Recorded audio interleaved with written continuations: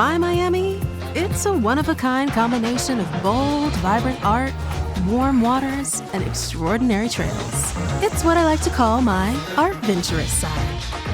This is My Miami. What's yours? The Miami Dolphins made history in a 70-point performance against the Denver Broncos. I've been calling it the Bronco beatdown, but you know, I really do like Russell Wilson and the Broncos. But this is something that is not an ordinary occurrence. This is history. Let's start the show.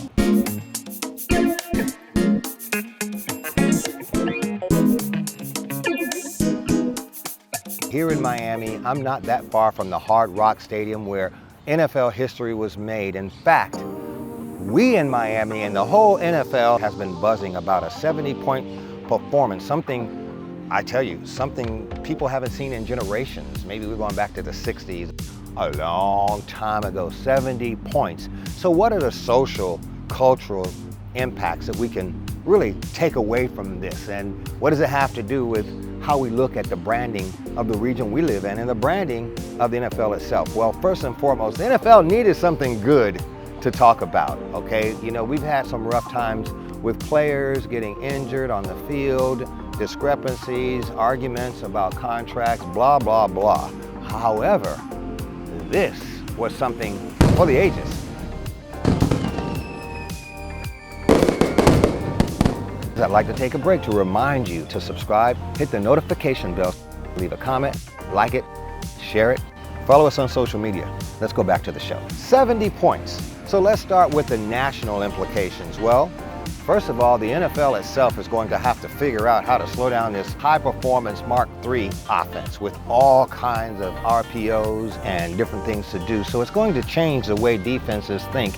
Just like, if you remember, a while back, they had a weird play that the halfback actually played quarterback.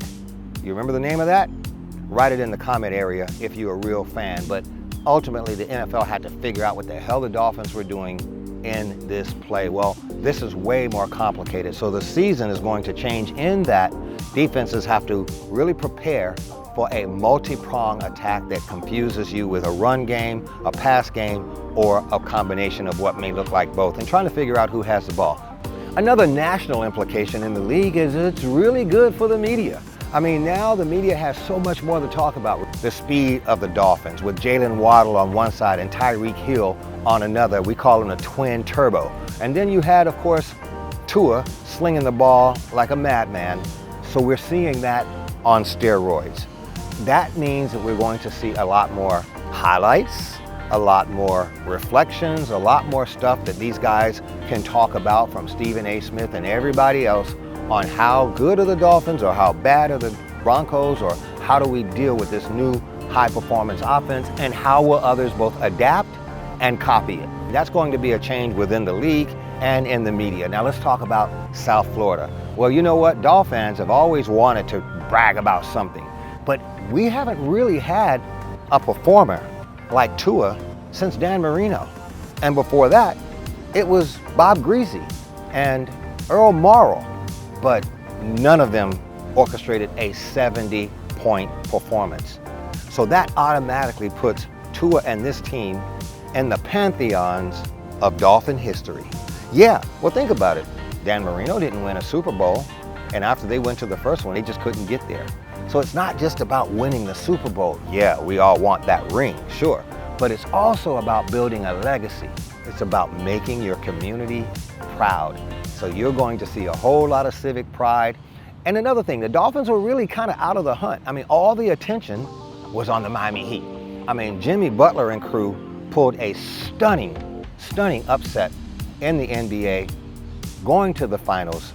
And all the sports fans in Miami, even the Dolphins fans that were not Heat fans, had to get caught up in the excitement. Well, this is going to pull the attention back to the Dolphins with Heat fans and more. Oh, and remember, there was Messi mania this summer.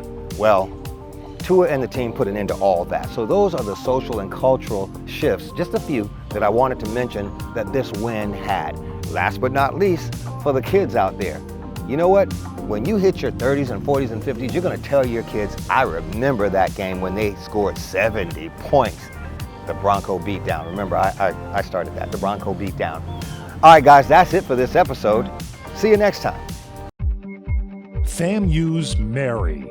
Educate, learn, talk.